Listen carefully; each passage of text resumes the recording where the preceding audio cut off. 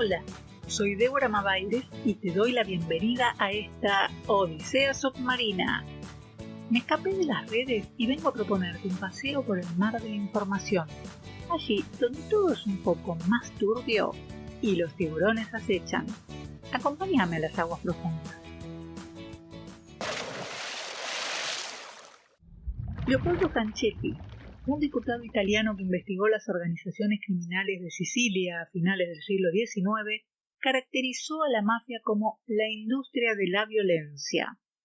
A su entender, era imposible erradicar a no ser que las instituciones sociales fueran demolidas desde sus cimientos. Y algo de razón tenía el hombre, porque Luis Linde investigó a principios de este siglo las mafias en Estados Unidos.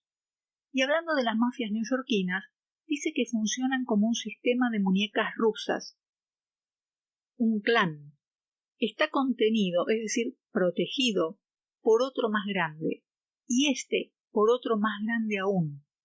Incluso una de esas mamushkas puede ser la misma policía, que a su vez es protegida por otra estructura del Poder Judicial.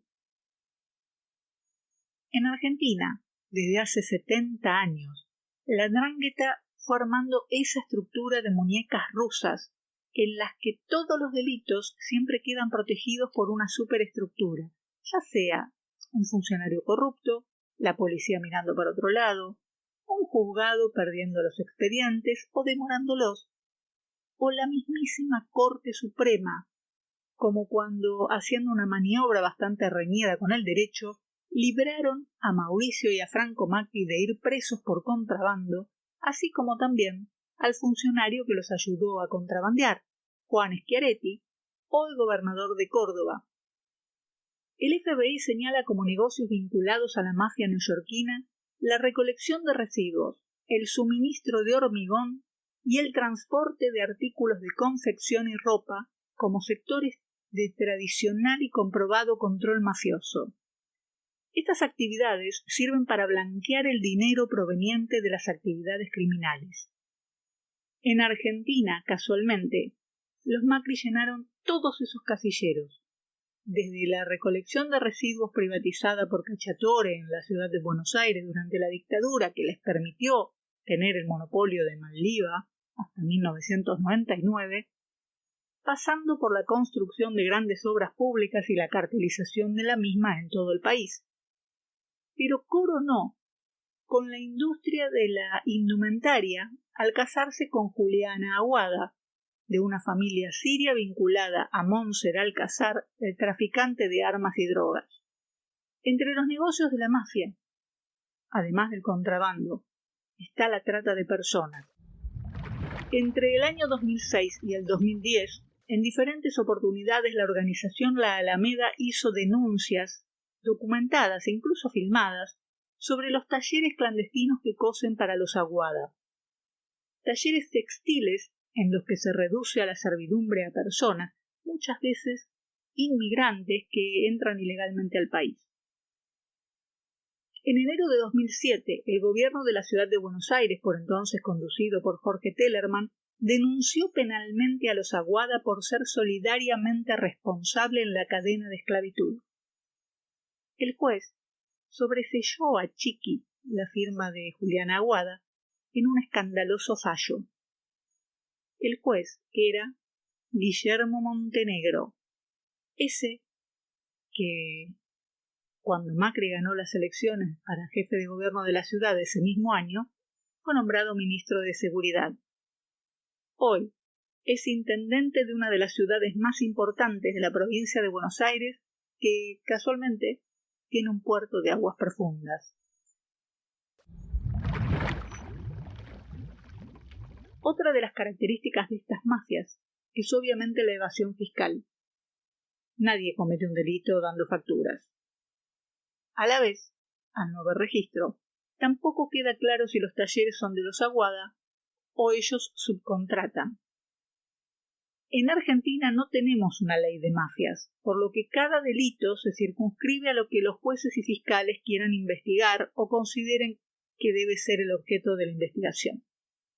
Y como el Poder Judicial macrista siempre mira para otro lado, los delitos se siguen cometiendo con total impunidad. La firma de los Aguada tenía una causa por contrabando iniciada en 2012, por el contrabando de mercadería que traían desde China hacia la ciudad de Asunción, en Paraguay.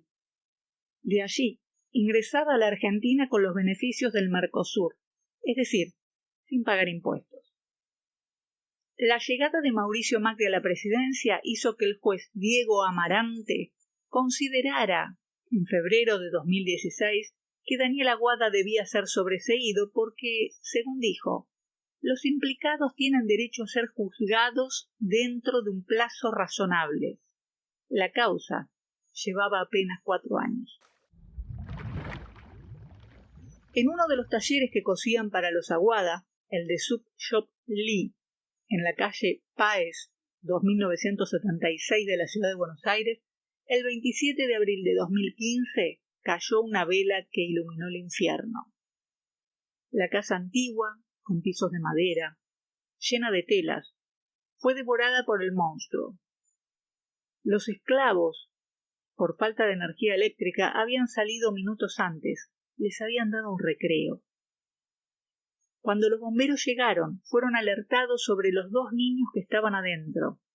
Combatieron el fuego para poder pasar a rescatar a las criaturas, pero al llegar, encontraron que la habitación donde estaban tenía una reja cerrada con candado, lo que demoró el rescate. Adair Rolando y Rodrigo Moore Menchaca, de 5 y 10 años respectivamente, murieron por inhalación de humo. Asfixiados, murieron abrazados a su perro. La tragedia develó las condiciones en que vivían inmigrantes que eran traídos desde Bolivia para abastecer estos reductos de ciervos. Con una paga ínfima por prenda terminada, son obligados a trabajar alrededor de 15 horas por día y los mantienen endeudados con el dueño y obligados a pagar su pasaje. En el taller de la calle Páez solo podían salir de a uno, pero ese día se les permitió salir a los 2 padres dejando a los niños encerrados como garantía.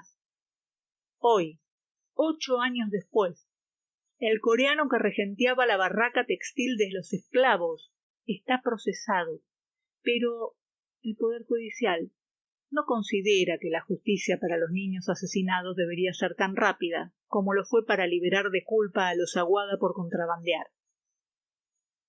Cuando ves esto, y ante tanto idiota, justificando la precarización y la evasión impositiva, llamándola economía Barrani, y tratando de romantizar los delitos para esconder los esclavos de cualquier rubro, los muertos y el horror, o los escuchás cantándole loas a la nueva derecha, que se parece tanto a la vieja derecha de la Forestal o de la Anita, hierve la sangre de los bien nacidos y dan ganas de agarrarlos a sopapos. El fuego que se llevó la vida de esos niños expuso el trabajo esclavo y la trata de personas que enriquece a la mafia. Pero hubo otro fuego, del que se alimentó Mauricio Macri para acceder al Estado. Ese Estado que dice defenestrar, pero del que vive y pervive en sus negocios.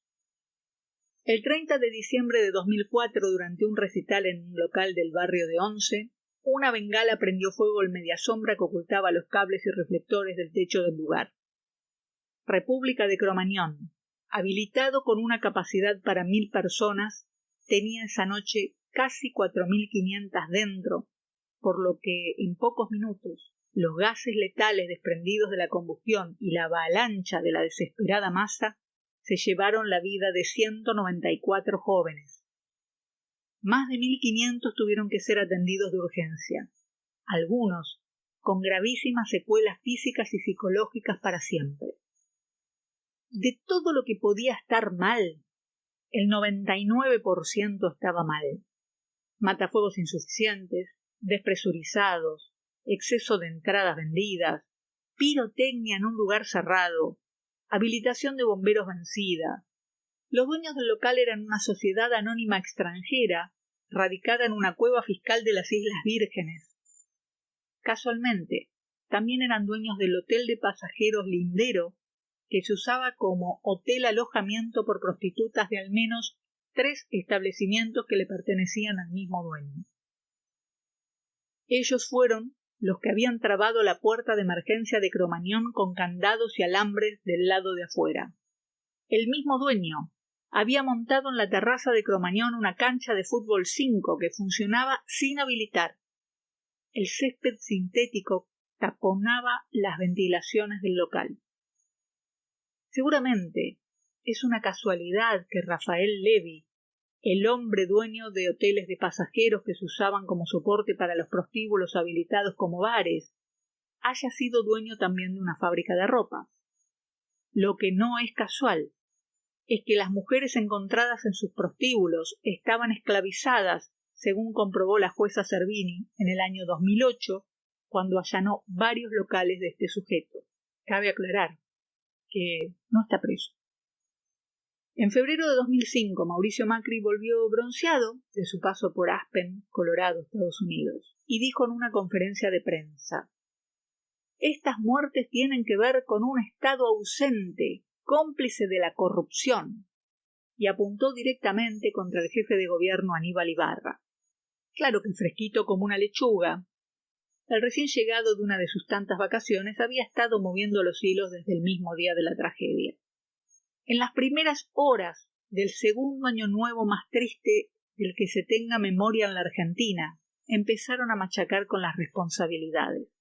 Mientras en distintos medios se pedía la intervención de la ciudad de Buenos Aires al gobierno nacional, el entonces vicepresidente de la Nación, Daniel Scioli, fogoneaba con los suyos esa posibilidad para calzarse el traje de interventor, mientras la legisladora del PRO, Soledad Acuña, hoy ministra de Educación porteña, azuzaba un conflicto salarial en el Hospital Moyano.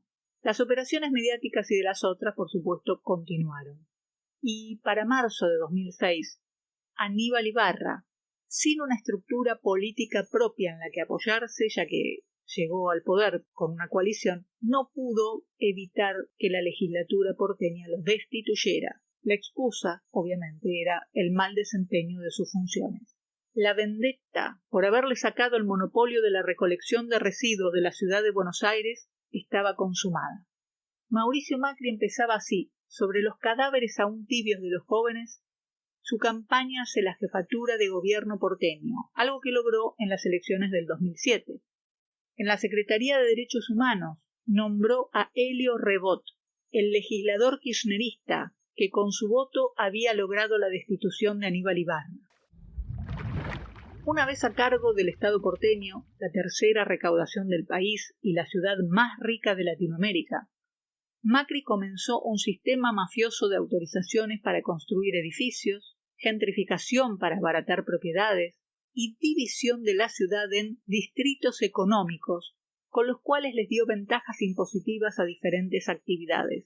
Antes de invertir un centavo en la zona sur de la ciudad, ya tenía definida la creación de un distrito tecnológico entre Parque Patricios y Barracas. Una de las primeras en instalarse fue Iron Mountain. Aunque acumular cajas con papeles no parece ser de gran despliegue tecnológico, ¿no? La empresa fue fundada por Hermann Knaust, un hombre dueño de una mina de hierro poco productiva, que vio la beta de usarla para la protección de documentación ante un posible ataque nuclear allá por 1951. Para 2014, el presidente de la empresa era William Meaney, oficial operativo de la CIA en los años 80 cuando narcolavaban dinero para fogonear dictaduras como la nuestra.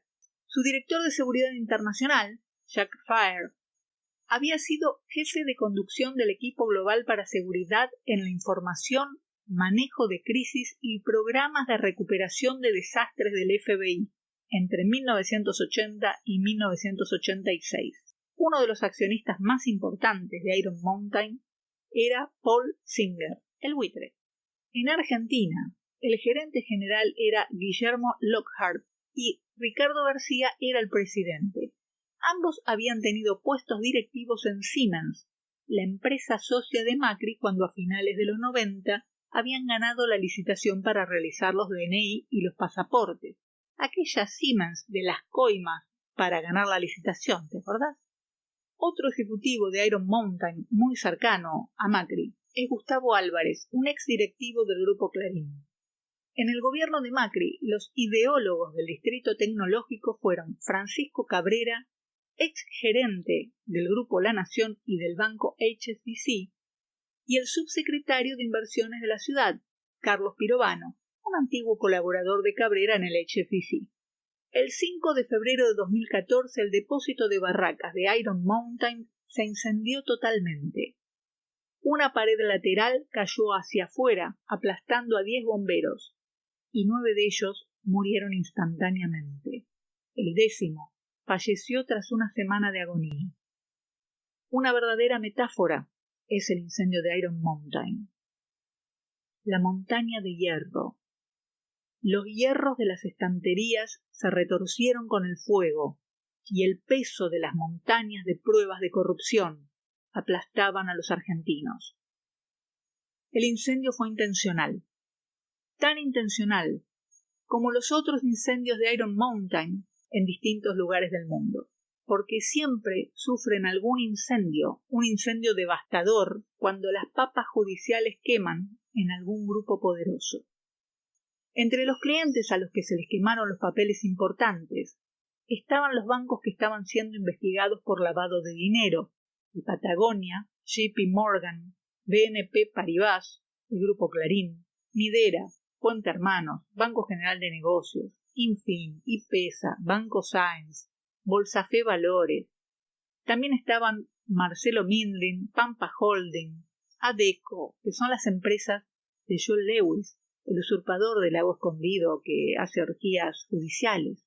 Y por supuesto, también se quemaron los papeles del HSBC, los de Pago Fácil y los de Sideco Americana, las empresas de Macri. Muy convenientemente, también se perdió la documentación del gobierno de la ciudad de Buenos Aires justo cuando Mauricio Macri se lanzaba como candidato a presidente. Entre los papeles quemados estaba la habilitación trucha de Iron Mountain, que parezca un accidente, ¿no? Bueno, así fue al principio, pero las pericias demostraron que había sido intencional. Por lo tanto, la mamushka del poder mafioso se activó, y a casi 10 años del siniestro aún no se llevó adelante el juicio oral. Sugestivamente, a pocos días de que se iniciara una nueva investigación sobre el lavado de dinero, volvió a prenderse fuego el mismo galpón de Iron Mountain en Barracas, y se terminó de quemar lo que quedaba. Los técnicos, a primera vista, dicen que este incendio del 24 de abril de 2023 también es intencional. Y todos coinciden en una cosa.